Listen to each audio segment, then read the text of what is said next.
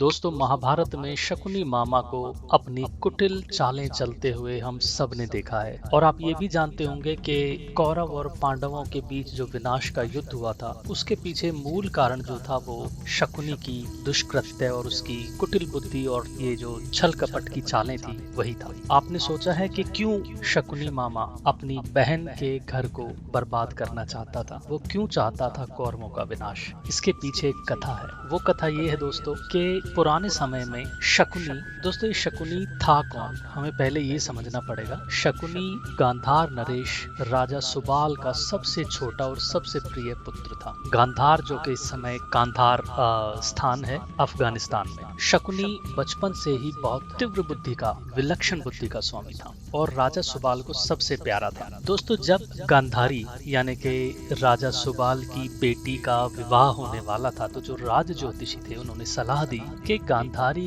के पहले विवाह पर संकट है, मतलब गांधारी का पहला विवाह सफल नहीं होगा। तो राजा सुबाल ने पूछा इसका उपाय क्या है? तो राज ज्योतिषियों ने इसका उपाय बताया कि आप पहला विवाह किसी और से कर दीजिए ताकि वो जो विपदा है वो टल जाए, फिर आप दूसरा विवाह किसी भी राजा राजकुमार से करेंगे तो वो सफल होगा और लंबा जीवन जिएंगे दोनों। तो ये सोचकर उन्होंने एक तरकीब निकाली कि एक जानवर से विवाह कर दिया जाए गांधारी का। तो एक बकरे से गांधारी का विवाह कर दिया गया और फिर उसको मार दिया गया ताकि विवाह भी हो जाए और राजकुमारी का कौमार्य भी भंग ना हो और जो बला है वो भी टल जाए। दोस्तों, इसके अलावा जो धृतराष्ट्र थे उस समय युवा थे, उन्होंने गांधार पर आक्रमण किया। गांधारी के रूप के बारे में उन्होंने सुना था, उन्होंने गांधार पर आक्रमण किया और गांधारी से युद्ध जीत कर विवाह किया। कोई बात नहीं, पहले युद्ध जीत कर विवाह कर लिए जाते थे, लेकिन जब कुछ समय बाद कौरव पक्ष को ये बात पता चली कि गांधारी का ये दूसरा विवाह, तो वो बहुत ज्यादा क्रोधित हो उठे और गांधारी ने उनको समझाया कि उनका जो विवाह हुआ था वो इस कारण हुआ था और एक मात्र जानवर से विवाह हुआ था। लेकिन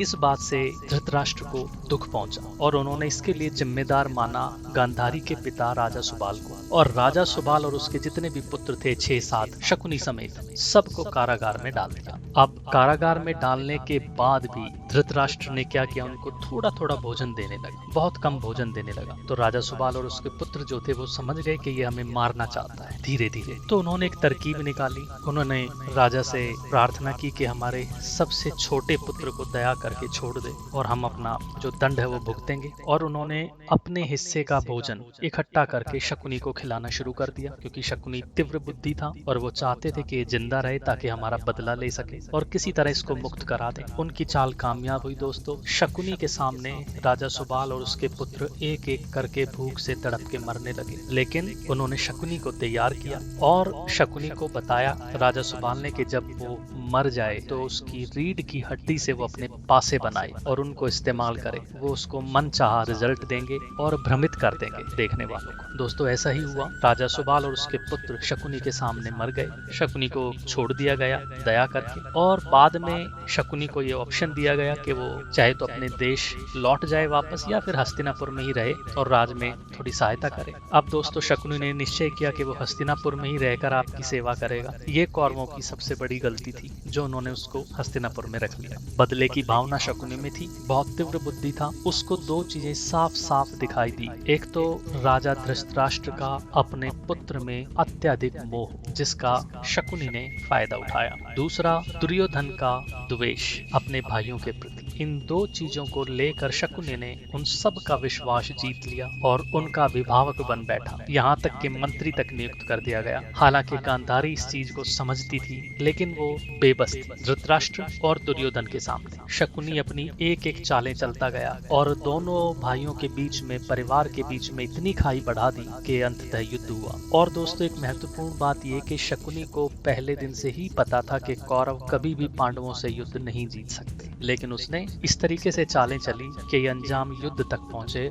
और कौरवों का संपूर्ण विनाश हो जाए। दोस्तों, ये था कारण कि क्यों शकुनी ने धृतराष्ट्र और कौरवों का विनाश किया, संपूर्ण राज्य का विनाश किया। और ऐसा कहा जाता है कि जब सब भाई मर जाते हैं कौरवों के, तो गांधारी क्रोध में आकर अपने भाई को श्राप भी देती है कि जिस प्रकार तूने मेरे राज्य में तहस नहस किया है, बर्बाद किया है, ऐसे ही तेरा राज्य कभी भी सुख शांति से नहीं रहेगा, वहाँ सदैव उथल पुथल स्थल रहेगी, जो आज के समय में गांधार है, अफगानिस्तान है। और दोस्तों यही कारण है कि बताते हैं पांडवों के साथ शकुनी को भी स्वर्ग की प्राप्ति हुई थी, जबकि कौरवों को नरक मिला था, क्योंकि शकुनी ने एक मकसद से, एक उद्देश्य को अपना पूरा करने के लिए ये कार्य किए थे और अपने पिता भाइयों की मृत्यु और अपमान का बदला लेने के लिए ये चालें चली थी। तो एक छोटा सा प्रसंग महाभारत से लिया था। धन्यवाद।